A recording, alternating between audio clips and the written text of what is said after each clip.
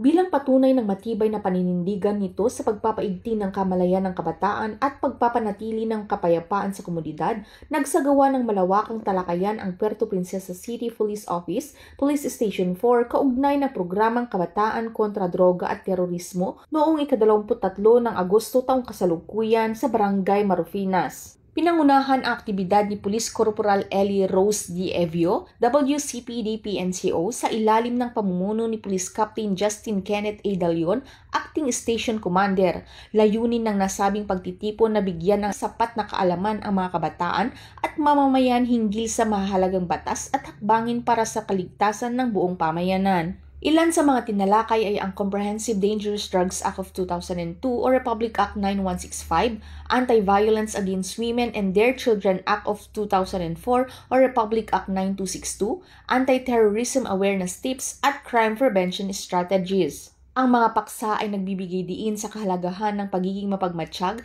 disiplinado at sama-samang pagkilos upang mapanatili ang kapayapaan at kaayusan. Mariinding hinikayat ng mga tauhan ng pulisya ang mga kabataan na maging aktibo katuwang ang Philippine National Police sa laban kontra kriminalidad at terorismo.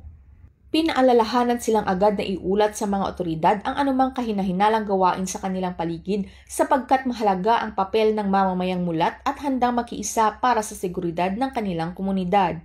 Ang inisyatibong ito ay sumasailalim sa patuloy na advokasya ng Philippine National Police na gawing katuwang ang kabataan sa nasyonal na pagpapaunlad sa pamamagitan ng pagtatanim ng kamalayan, pakikilahok at pagbabantay tungo sa isang mas ligtas at mas matatag na bagong Pilipinas. Mula dito sa Calapan City, Oriental Mindoro, ako ang iyong PNN correspondent, Patrolwoman Christine Lorenzo, alagad ng batas, tagataguyod ng Balitang Pulis.